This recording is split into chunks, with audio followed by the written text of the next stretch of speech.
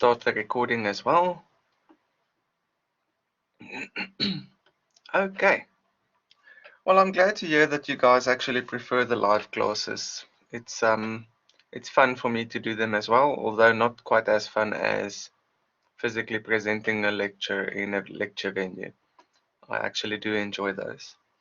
Okay, good. So let me quickly share the screen so that we can start with today's class.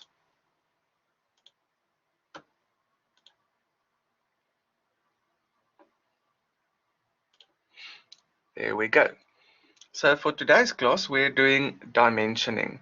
So dimensioning is basically sizing. It allows us to write the sizes of different parts of a drawing on the drawing so that someone who's reading the drawing can actually afterwards go and manufacture the thing according to the way I specified it.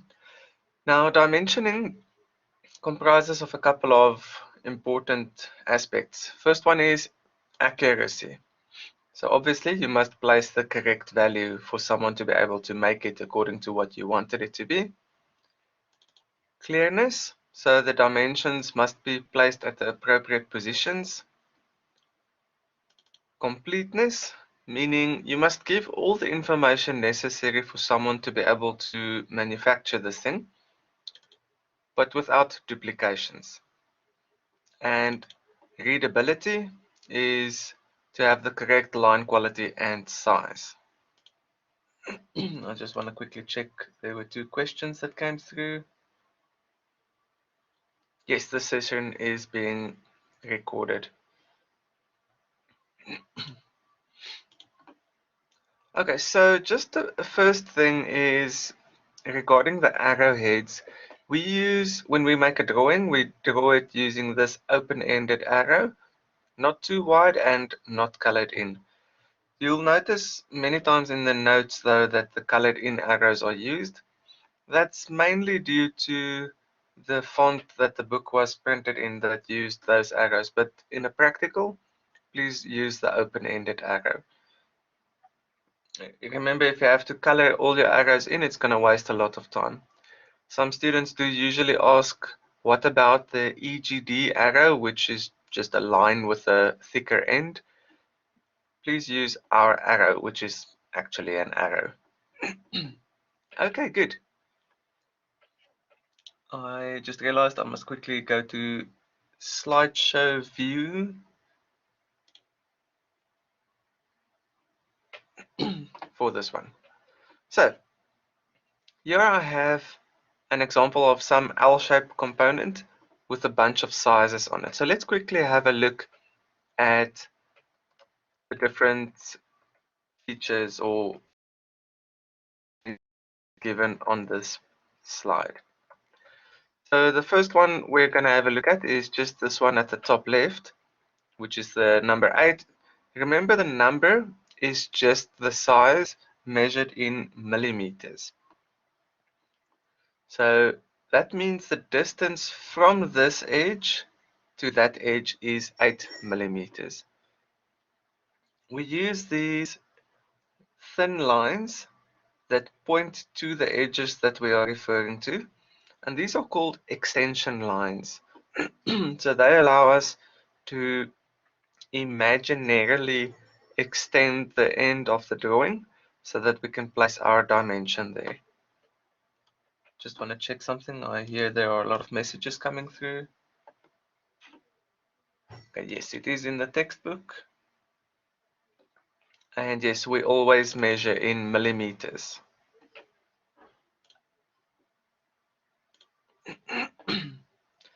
Okay, so that's just a normal dimension. We have a horizontal line with arrows on it, pointing from this line to that line. So this dimension basically says the distance from this line to that line is 8 millimeters.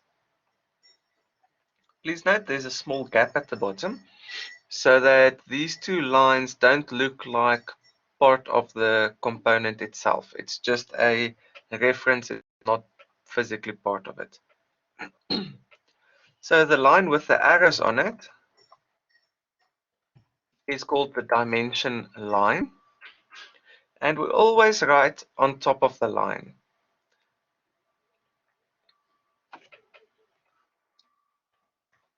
Top right hand side now, we have a diameter dimension. So in this one's case, we have the arrows inside of this circle, so they are saying from that edge to that edge. We have a diameter, and for that we use the diameter symbol, which is just the capital letter phi, and then the size next to that, again in millimeters. For a radius, we use the radius symbol, which is just the capital letter R.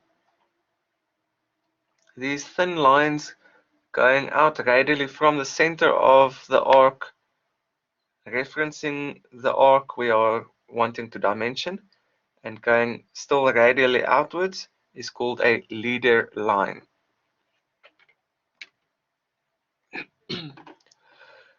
We can orient the dimension vertically as well.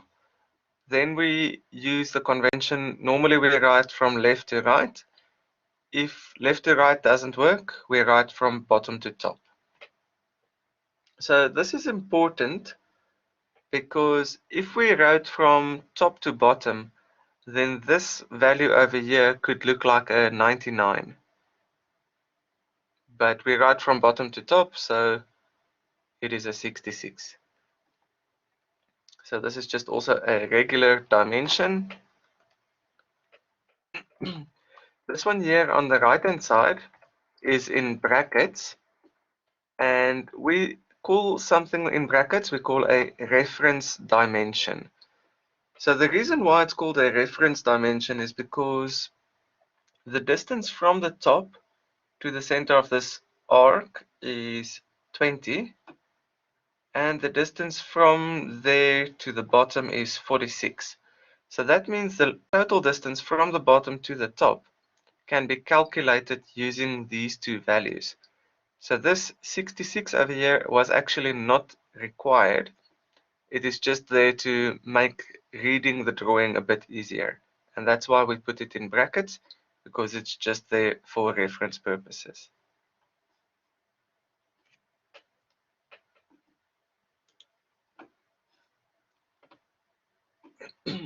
So now the marking on the arrowheads won't be extremely strict, just more or less open-ended arrow, not too wide, not colored in.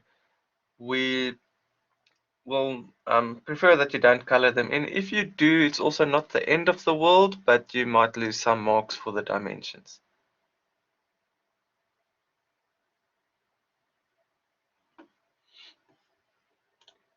Okay, next thing is lettering. So when we are placing script or text on a drawing, please always use capital letters. The only time when we don't use capital letters would be when we are using units, which are usually written in small letters. For example, millimeters. If you were to write in capital letters, the capital letter N uh, could, let me just do mm for this example. So capital M is a sizing unit, mega, which is 10 to the 6. So this mega just means 10 to the 12. So it's not really a unit, it's just a size. If you could nm, that would be Newton mega, which doesn't make sense. Newton meter does make sense. And small nm is nanometer, so that's a distance again. So that's why we say it's important to always use capital letters, except where you're using dimensions which have specific caps assigned to them. Please always use block lettering, not that fancy handwriting kind of stuff. We won't be able to make it out. Text must be at least 3 millimeters high on the final drawing. And if you write anywhere on the drawing, you do so in pencil. The title block is the only place where a pen may be used. So please remember to always write all of the other stuff with a pencil.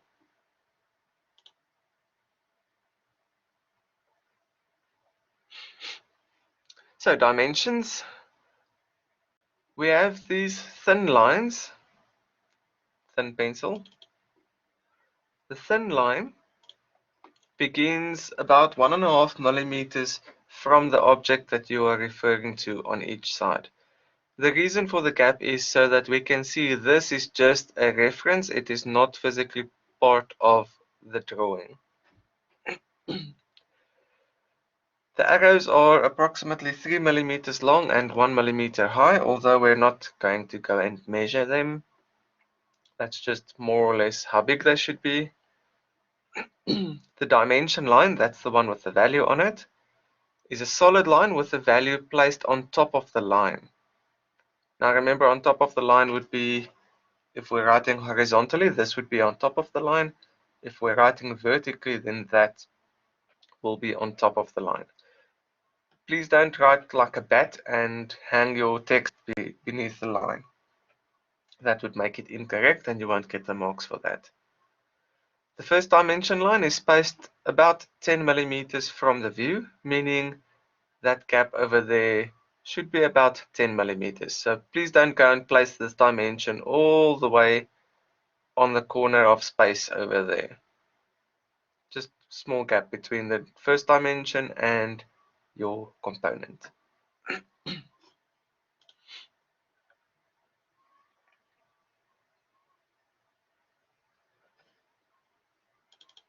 So no, we don't draw any lines with a ruler. If you have to or really battle with the straight lines on the dimensions, you can use a ruler, but you don't have to draw it with a ruler. So, as I said before, they should be read from left to right, left to right, left to right, left to right, left to right, left to right, bottom to top, left to right, left to right, left to right, left to right. So please understand where the text gets placed in this picture over here, so that you don't ever end up putting your text underneath a line. Please remember, open-ended arrow, not too wide, not colored in.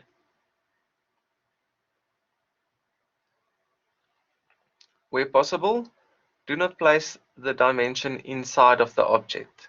Sometimes you won't have a choice and then you'll have to place the dimension on the inside. For example, that one over there. So sometimes the geometry won't allow you to do it any other way, so then you can do it, but we would prefer that you try to not do it. When dimensioning small features, for example where the arrows would now start to overlap, you can simply place the arrows on the outside, and if the gap is too small for the numerical value, then you can just move it to the side.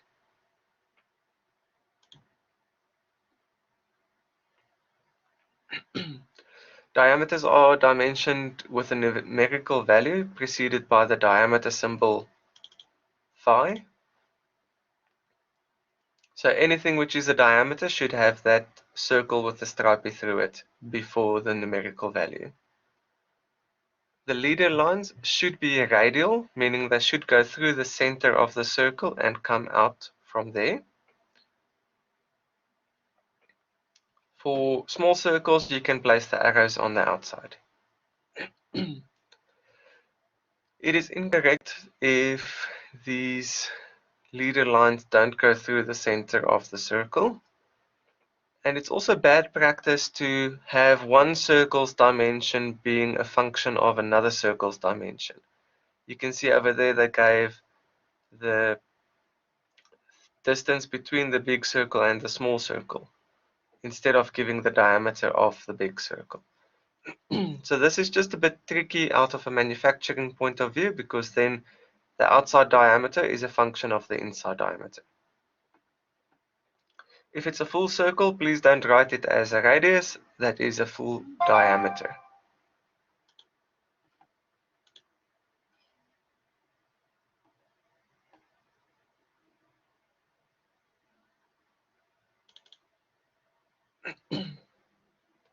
Okay, yes, sure. I can.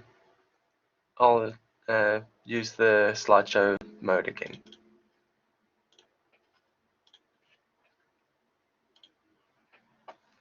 Okay. Dimensioning of concentric circles. So concentric basically just means circles with their center on the same point. So all of these circles in the right-hand view are concentric because they all have their center point at the same place. Concentric circles should be dimensioned in a longitudinal view whenever possible. So if possible, place the diameter dimensions in this view rather than this view. You are allowed to place them in this view, but then we say that there's a limitation on the number, so you only do 2 diameter symbols in that view. There's actually a very good reason for that. I'll show you in a moment. So concentric circles should be dimensioned, as I said, in this view wherever possible. So you can place up to 2 dimensions in this view, and the rest of them should be in this view. Now the question is this fully defined? Let's have a look. Fully defined means I know everything about this thing to be able to make it. So let's see. Big diameter is given 50. That diameter is given. The bigger side of the cone, that diameter is not given. This diameter is given, and the hole through the middle is given. So I'm missing the big side of the cone, and lengthwise I have the total length. I have that length, but I don't have that length. So this thing is actually not fully defined. 2 of the dimensions are actually missing.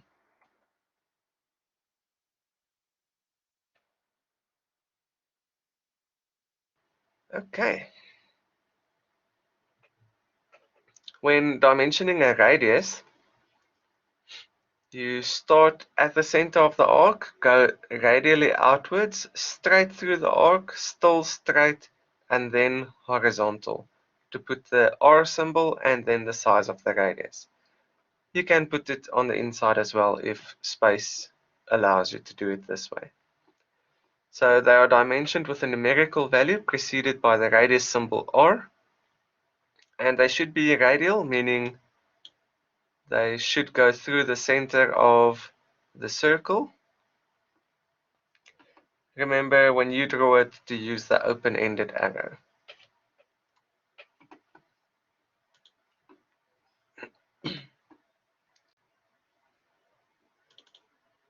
Okay, that's actually a good question. When do we draw a radius and when do we draw a diameter? So radius is done for partial circles or arcs, and a diameter is done for full circles. So that's basically when to use which one.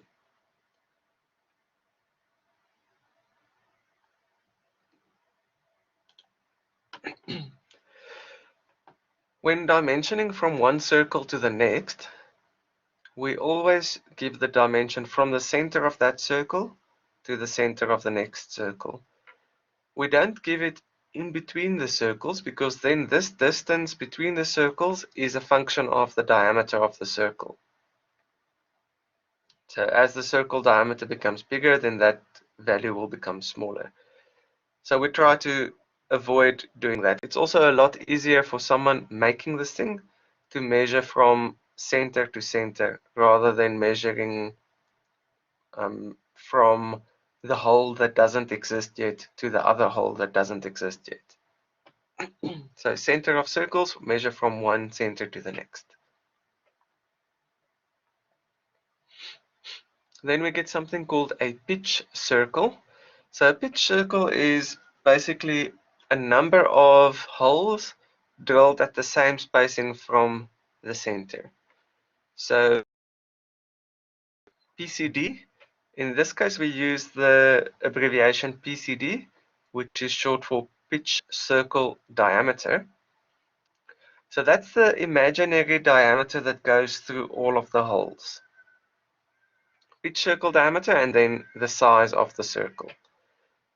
So just for reference, somewhere where you guys have probably seen a bunch of holes on an imaginary circle before would be on the wheel nuts of a vehicle.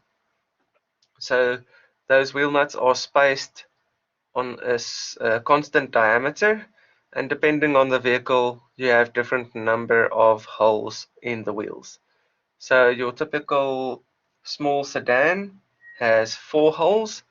Your really small cars, like the Renault Kwid, has 3 holes, and Buckies usually have 6 of these, and light trucks usually have about 8 of these ones.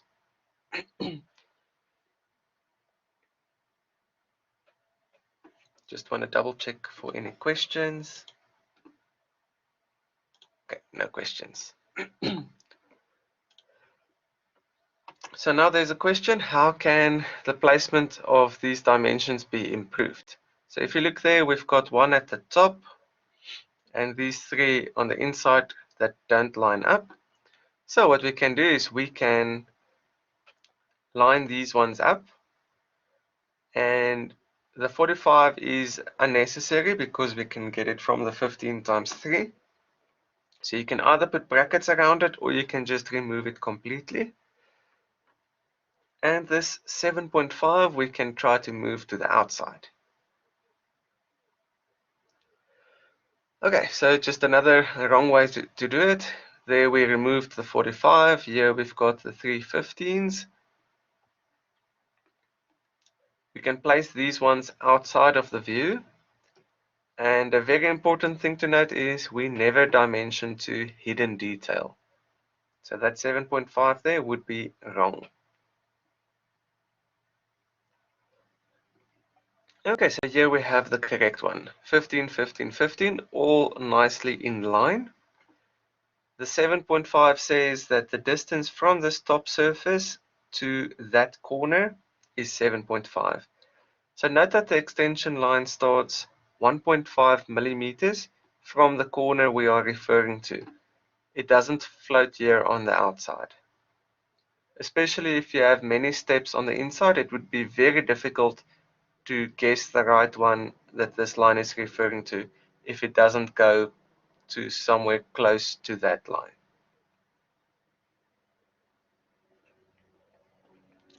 So these methods are correct. You can give an overall length. To the inside of that, you can give something that's shorter. These extension lines are allowed to cross, but the dimension line, the one with the arrows on, is not allowed to be crossed by anything. So never have a dimension line where it is crossed by a sketch line or another dimension line. So the extension line is not allowed to cross the dimension line. There's actually a good reason for this.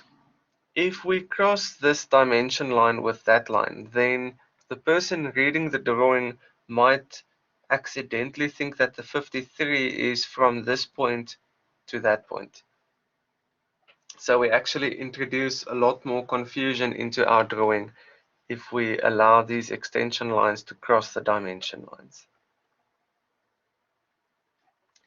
Dimension lines themselves aren't allowed to cross, and whenever possible, place them on the outside. The extension line should start 1.5 millimeter from the feature being dimensioned. So we don't have extension lines floating in the air or floating far away from the part that we are referring to. So that line there should go in up to 1.5 millimeters from the thing we are busy dimensioning. Never have a dimension line as a continuation of a line of a view, so don't just extend that line and put arrows on it. it might make it difficult to see whether the component has something going on in the background. Each feature of an object is dimensioned once and only once. So if we give the total distance of 36, then we don't have to give that 8 again if we gave the 20 and that 8.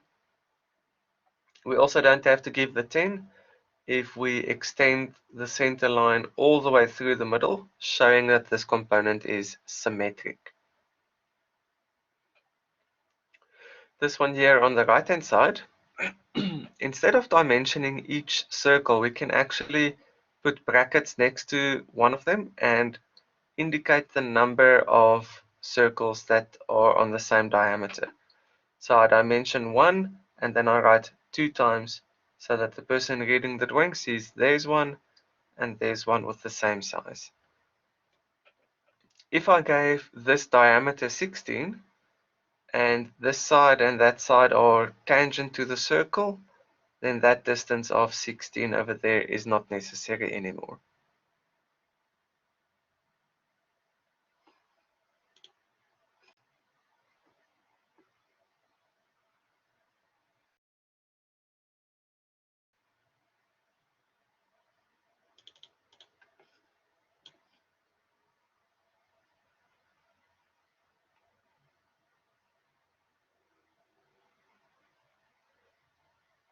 Okay, so just quickly on this question, why didn't we show the dimension for the hole and the outside? So this was specifically just an example to show how to dimension holes on a pitch circle diameter. So you can show that dimension for those holes and then the outside and the inside as well. You could also, instead of dimensioning each one individually, you could make a more complex single dimension of one of the holes that says it's got a diameter of 8. In brackets next to it, we have 8 of those, spaced at an angle of 45 degrees on a pitch circle diameter of 45 millimeters. So this is just a compacted form of PCD 45 and diameter 8 times equispaced.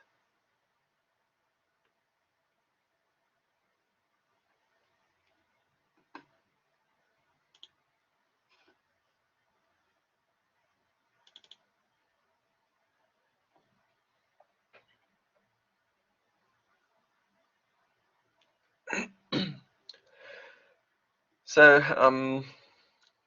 can I please rephrase last slide? I'm not sure which one is the last one. Are you talking about this one?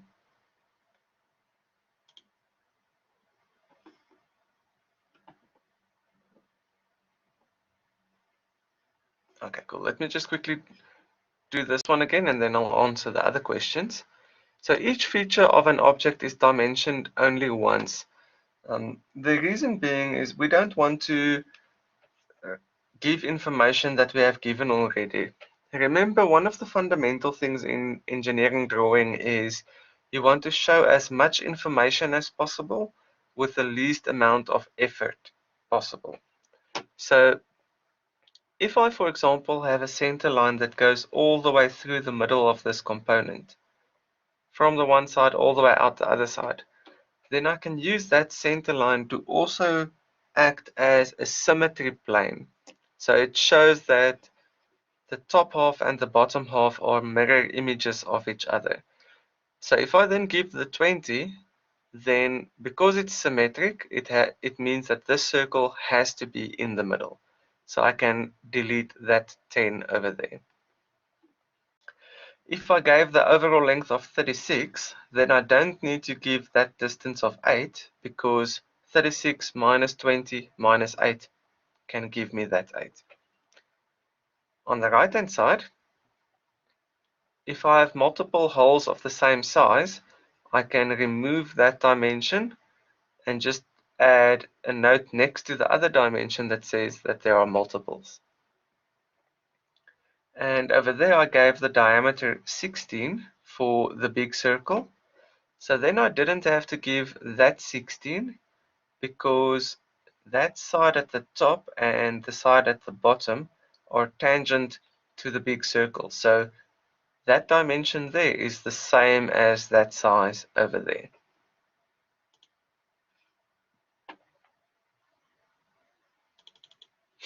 Okay, so using rulers, remember the dimensions are sizes given for the person making the drawing or making the component that they can actually do it in the way they are supposed to. So those sizes are not for scale or physical measuring purposes, they are for labeling purposes.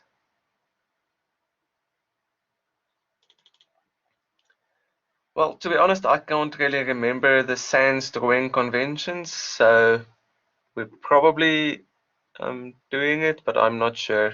It was a while ago that I actually looked into that kind of stuff.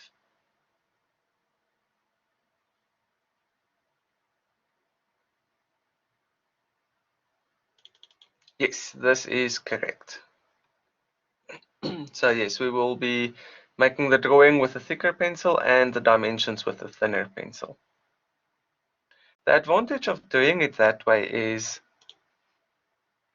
if you look at this example over here as well, we can more easily see what is component and what is label if we use a thinner line for the label and a thicker line for the component.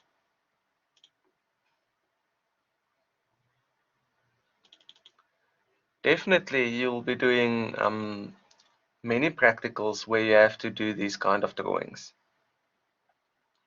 In fact, towards the end of the semester, that's all that we will be doing.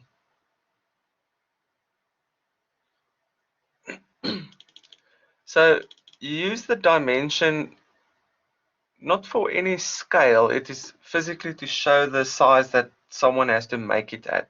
The scale doesn't matter at all. What kind of drawings will we get in a test? So semester test 1 will comprise of, let me quickly answer that question as accurately as possible.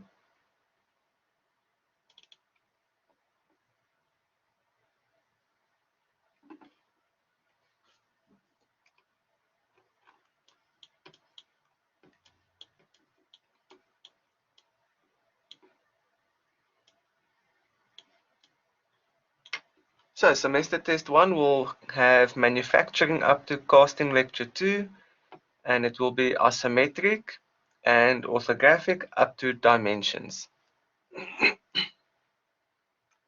On the daily timetable that is available on ClickUp.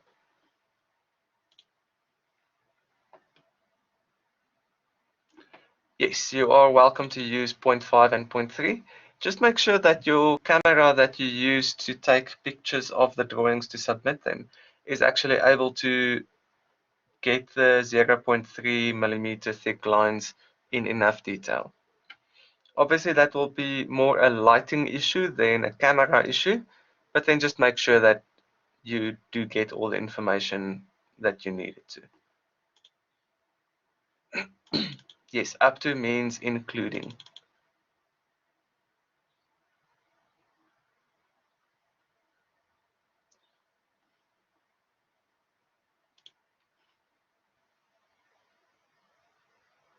I actually don't have my textbook with me now, so I can't answer the question about page 40.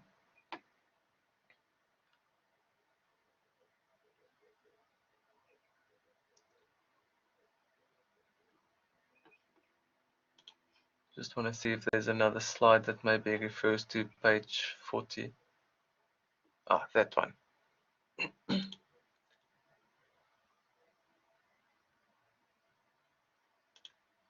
So you can use any of these two methods to indicate circles that lie on a pitch circle. So you can use the note or dimension them separately. Both of these are actually fine.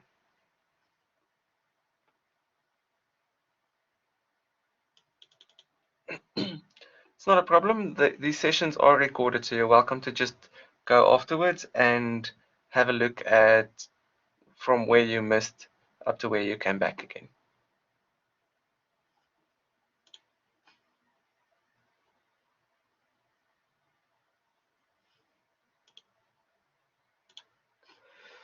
Okay, profile dimensioning. So what we're trying to do is to always place the dimensions in the view where they make the most sense. So there's something wrong. We're dimensioning to hidden detail. There is something weird because that's a radius symbol, but it refers to a straight line. Okay, let's have a look at a better orientation. So that radius 12 could rather be placed in the view where we actually see the arc. The diameter 8 as well. So it's basically just about placing the dimensions in the best descriptive view.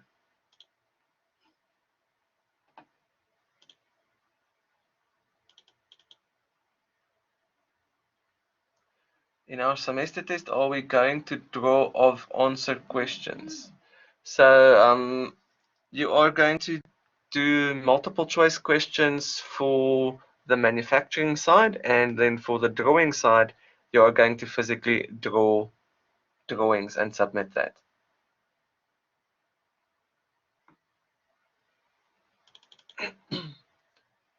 Can I please ask that you just send me an email about the memo for Practical Zero, then I'll follow it up with Mr. Setsedi. Okay, where do we access the recordings? Let me quickly show you while my screen is on.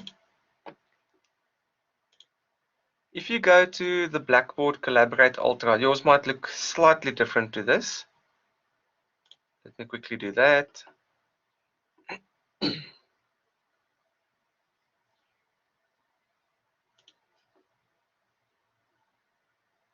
So you go to student, okay, you don't have to go to student preview mode.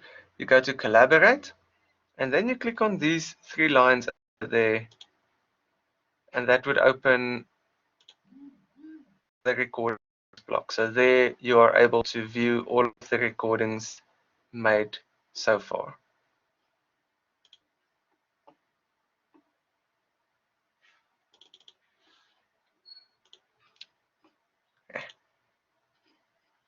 Okay. Please remember, we don't dimension to hidden detail. If you absolutely have to put a dimension and there's only hidden detail, then later on when we do section views, you'll see ways in which we can actually show that thing. But for MGC purposes, do not place a dimension on a dotted line. Next thing is the projection symbol. So this symbol is placed in your title block, and it shows the people reading the drawing exactly how they can expect your views to be placed relative to each other. I did explain this in the video of Orthographic 4B that I placed on ClickUp last night.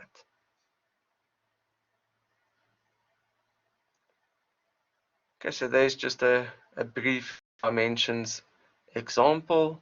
It's very similar to the one at the start of the lecture. There's another one, and there's the last one. So these dimensions, what they actually do is they also help us to draw drawings of components better. So now I can use these dimensions to get my proportions right when I have to make a drawing of this component.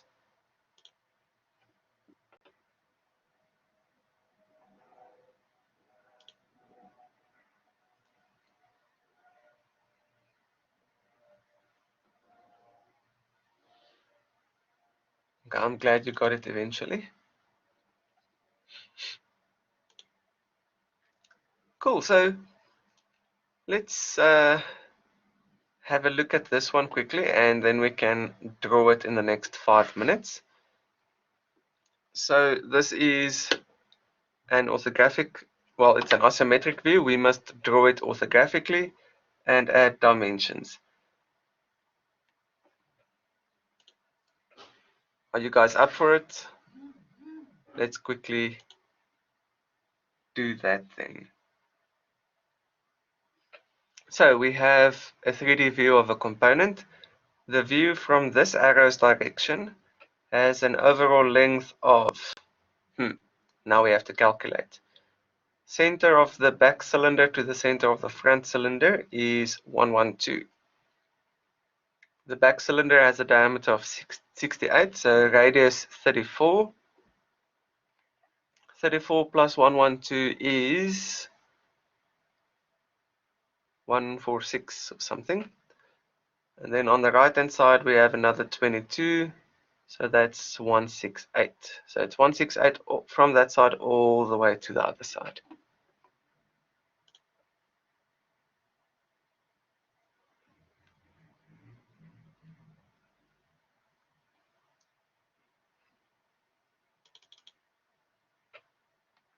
Okay, I'll tell you what. I see you're saying that this picture is a bit too complex. So I think what I'm going to do is I'm going to make a little instructional video on how to solve this one, and then I will upload it onto ClickUp for you guys. I think that's going to be easier than us rushing through it in the next 5 minutes. Is that okay?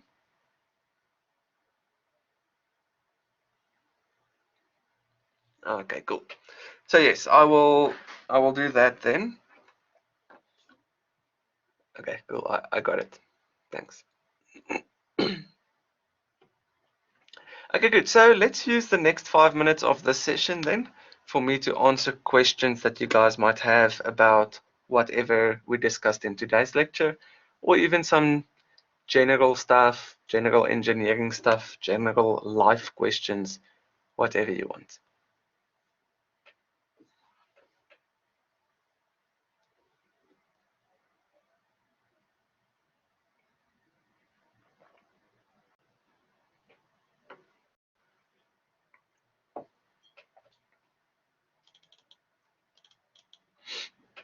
So the YouTube videos, if you go onto ClickUp,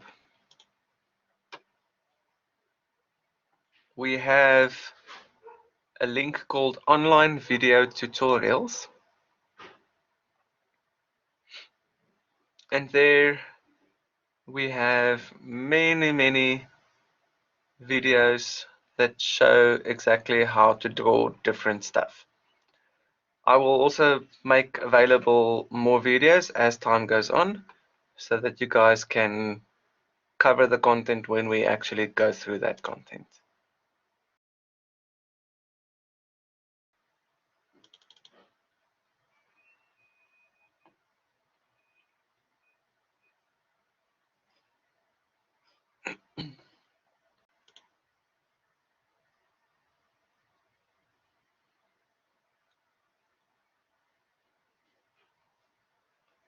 So in the right hand view, we would actually show the hidden detail for this cylinder that goes all the way through. We can show it in the right hand or in the top view.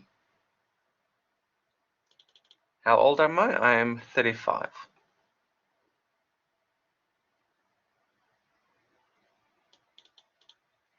Yes, you were supposed to submit the practical on the AMS system. It's not going to count for marks, so if you didn't, it's no problem at all. It was more for you to be able to just make sure that you get how to submit something on AMS, because we found last year that some students found it a bit tricky. What is the use of life? I think send me an email and then we can have a one-on-one discussion on that.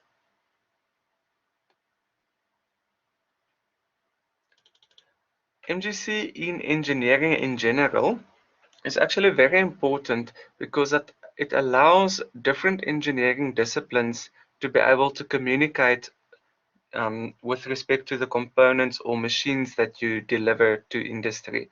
So if you ordered a pipe from some other production facility for your chemical plant, then you would need to know the dimensions of that pipe to be able to interface it onto whatever system you need.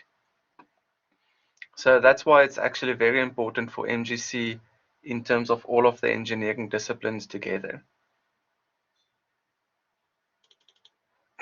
So usually manufacturing takes place on a Friday, but this week it was different because yesterday was a Monday timetable, which threw everything off a little bit.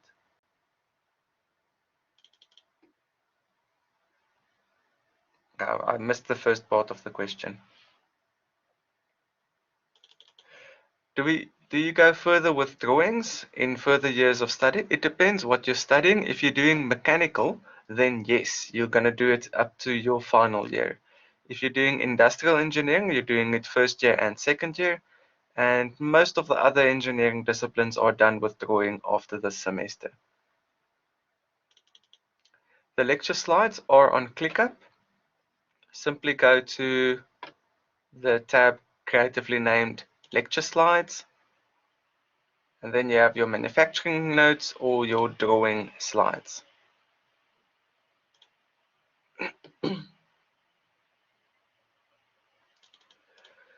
So coming onto campus for drawings is something that I don't have control over, and I doubt that it's going to happen this year again. We'll have to wait for the people higher up to decide on that kind of things.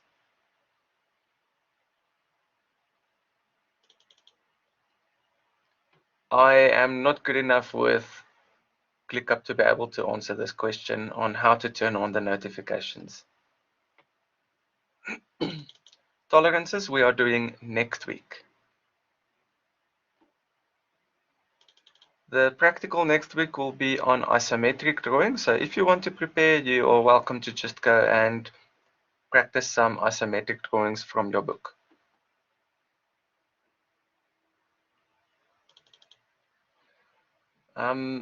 You can, if you're close to campus, I think Archneer in Hatfield might still have those papers, but it's not important for you to have that paper. You can just draw your own title block.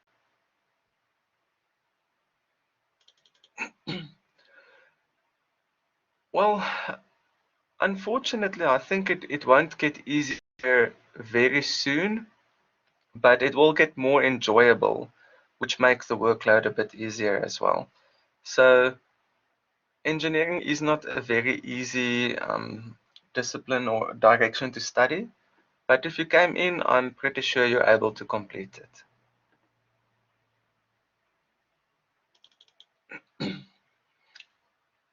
Maybe go have a look at my YouTube channel for more isometric videos. I think there should be one or two more on there as well.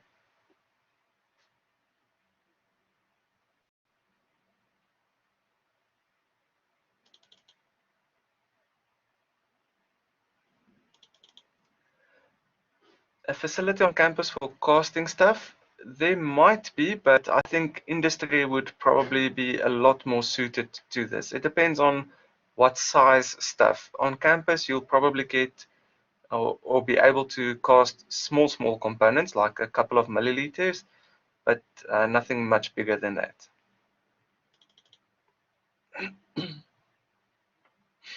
The textbook is full of drawings. You're welcome to go practice any of those ones, and you can then email it to Mr. Murray for feedback.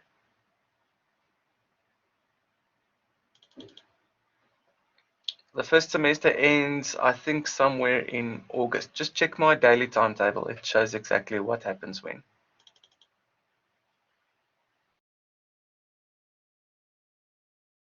Doing mechanical, you're going to be doing freehand drawings up to your third year or so, and then the final year would be on computer only. Well, computer and hand drawings, actually.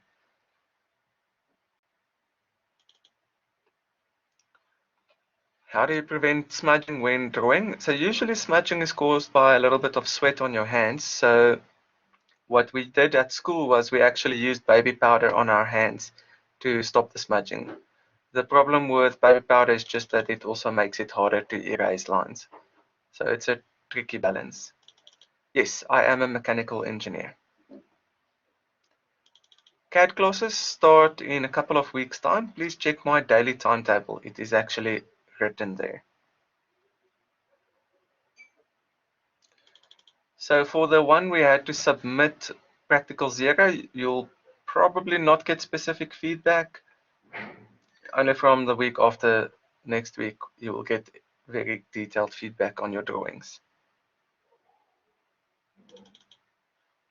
So the manufacturing work will be asked in multiple choice questions.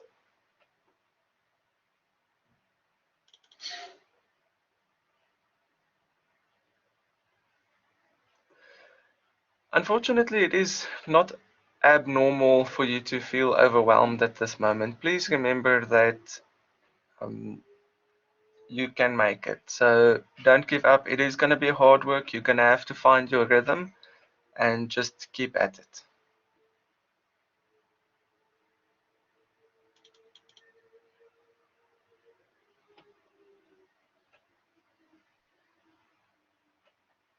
I think you can submit it as one document. It won't be wrong, but please avoid doing that if possible. In your case, it sounds like you didn't have a choice. So then, well, you didn't have a choice, but in future, try to submit it as one document. I think EBN is only for one semester for you guys. I'm not sure. I'm MGC lecturer, not EBN. That's an entire different department. Isometric is the 3D, yes. Just page through your textbook, isometric sketches exercise 1, 2, or 3. I don't think you can order the drawing sheets online. Rather just draw your own paper for now, seeing as we're still off campus. So for MGC, you will just have the practicals and the semester tests will be in the semester test weeks.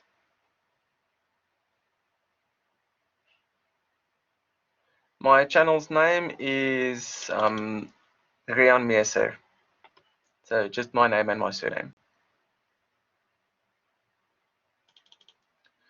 We don't give out the memos, but you can email Mr. Murray and ask him questions for feedback on your drawings.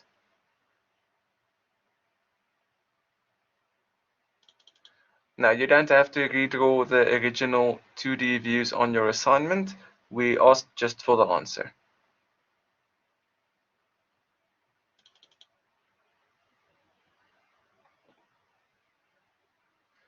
Okay, apparently Van Skyke sells the paper. The pre-recorded video of Ortho 2 you will find under lecture slides on my Clicker page, YouTube video link Orthographic lecture 4 part B.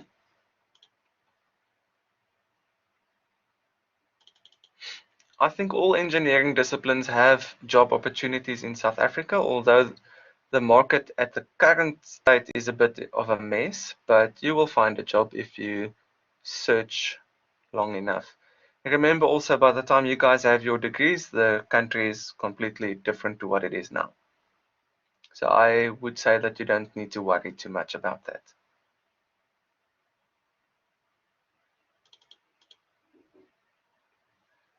So it won't get more complex than the ones in the textbook, but then you'll just have to make sure that you checked all of the ones in the textbook. The manufacturing will always be multiple choice, yes.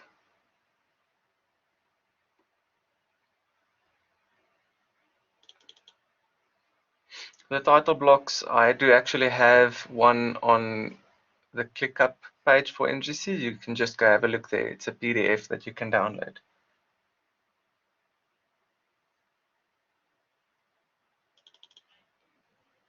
I can agree with Henry. Get a schedule, find what works for you, and do that. You can have it printed anywhere, yes. Thanks, I try.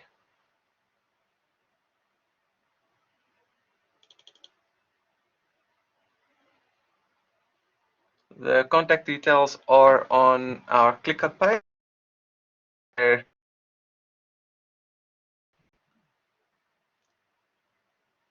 It's a pleasure.